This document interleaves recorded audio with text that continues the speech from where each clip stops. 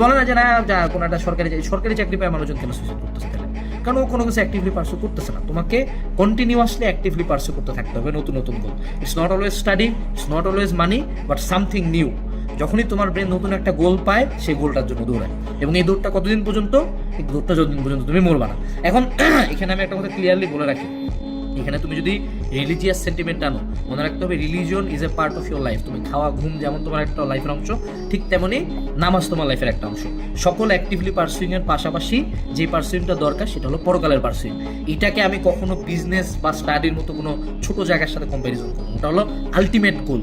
হ্যাঁ, ultimate goal হলো জান্নাতে যাও। ওই আলটিমেট গোলের সাথে দুনিয়াবি ছোটখাটো গোল আমি মিলাচ্ছি না। এটা আবার আমার রং মেসেজ নিও যে না আমি রিলিজিয়াস সাইডটা তোমাকে অতিক্রম করতে বলছি, ওটা না। ওটা আলটিমেট গোল। আলটিমেট গোলের জায়গায়, কিন্তু বাকি যে রেগুলার লাইফের কার্যক্রম, সেটাতে তুমি যদি অ্যাটলিস্ট বেসিক হ্যাপিনেস চাও, একটা নতুন কিক চাও, start actively pursuing something new. এটা হলো আজকের সাজেশন। আর তোমার যদি আমার কথাবার্তা ভালো লাগে, তাহলে আমার একটা এরকম মেন্টাল ট্যাকটিক্স নিয়ে একটা কোর্স আছে, ওই মেন্টাল ট্যাকটিক্স কোর্সটা ভিডিও ডেসক্রিপশন বক্স থেকে কিনতে পারো। আসসালামু আলাইকুম, টাটা।